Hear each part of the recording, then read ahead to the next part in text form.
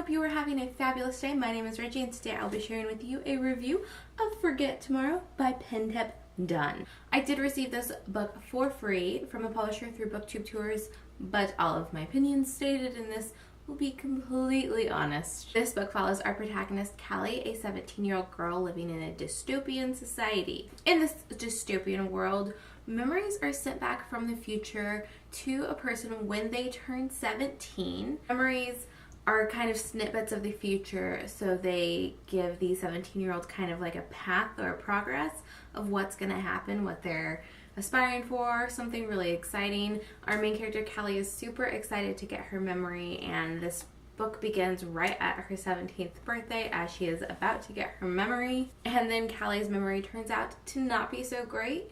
It turns out that Callie's memory is that she's going to kill her younger sister, and she doesn't understand why or how or what in the world this could be. Callie is then arrested for the crime she is about to commit, and the story takes off from there. She learns a lot about the world that she is in, she learns a lot about the government, she learns a lot about the people around her, and that is kind of where the story takes off. I'm still debating what I'm going to give this book as a star rating. I'm kind of thinking somewhere between a 2.5 and a 3 stars. There's a lot of pros for this book, a lot of pros, but there's also a lot of flaws I saw in the book, so I'm going to discuss those with you now. One of the first pros is Callie. I think she's kind of a silly character. She's not very smart. She does a lot of things that annoy me, but I just like her personality. She's very hopeful. She is very happy at the beginning of the story and then thoughtful as the story progresses. And she does some things that annoy me, but overall I would say I like her as a character. One thing I don't like is the insta-love. Insta-love never gets to me, but this was the worst case of insta-love I've ever seen. The romance in the story is between Callie and a boy that she was friends with 5 years ago. They haven't talked in 5 years, and literally like 2 days after they start talking, they're in love. Like, what? I just did not buy it. I didn't feel good about it, and I did not like it. Another thing I really liked about the story was the dystopian setting. The concept is really strong about this time paradox and the time travel elements that are possible through it, plus the idea of fates and being able to change your future if you know what's going to happen. It's a very interesting concept, and I feel like more could have been done with it, but I do like the concept, and I think it was tackled well. I also really like the concepts of hope and the really provoking thoughts that come with this big concept, like, is all hope lost? Can you change your future? Is this really the best way to live? If you're running from your future, are you not thinking about the present? There's a lot of great takeaways from that plot.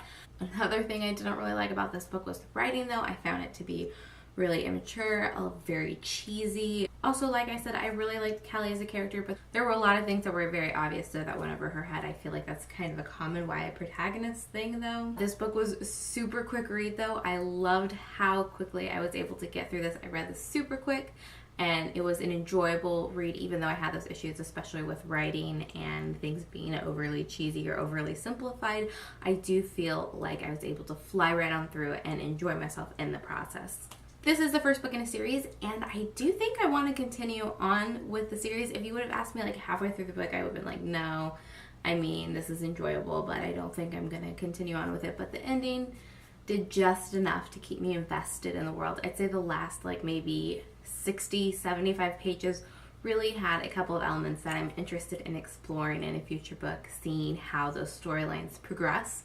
So it's really out of a curiosity standpoint, but I am interested enough and invested enough in this story to continue on with it. That being said, the writing and the cheesy elements and the insta-love did get to me, and while it was a quick read, I couldn't get over those. So I do feel like my true rating is somewhere in that like 2.5, 3 range. I'm thinking maybe a 2.75. I don't really do those, but it seems like this is kind of the time for that because it's definitely far higher than a 2, not quite a 3 for me.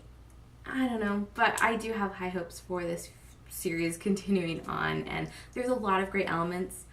While I don't like the romance, I do like both of the characters in the romance. I do love Callie's sister. I like the role her mom plays later on in the story. I like the intrigue that comes from finding out about this resistance world. I think if you're sick of dystopians, this isn't the book for you, but I think if you love dystopians like I do, this would be right up your alley. Also, I think this cover is gorgeous, so the artist's well done. And the second book is like a purplish color, but the same kind of idea, and I think that's just as beautiful. I found the pacing of this book to be pretty steady. There was a couple times where it dragged, a couple times where it sped ahead, but for the most part it was quick-paced read. I'd say my absolute favorite part of the story was, besides the ending, the last like 75 pages, like I said, some plot points that are opened up for the next book, which are very exciting. Other than that, my favorite part of this book would probably be those concepts that the entire arc of this dystopian society set up. Things like the idea of hope and the idea of can you change your future, and especially the idea of if you're so concentrated in the future, are you really living in the present? I think that's something a lot of us can identify with and understand. We are so goal-oriented, a lot of us, and you think of the future and then you forget to live your life and enjoy what you have in front of you. So that was a really good thing to sit down and just think about. I really enjoy books that make me do that, and dystopians are the kinds of books that usually do that for me, which is why I love them. I think if you like the Delirium trilogy, I think you would love this book, especially if you liked Pandemonium, because there's a couple of aspects that I see in Pandemonium that were similar in this book.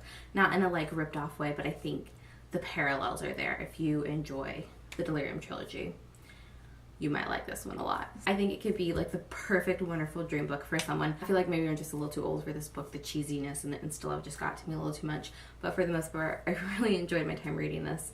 And I do think I'm going to read the next book in the series. That is all for today's video. I hope you enjoyed this. If you did, give it a thumbs up. Go ahead and comment down below. Let me know if you've read this book, what you thought about it, or let me know if you plan on reading this book. And subscribe if you haven't already. I'll see you in my next video. Bye!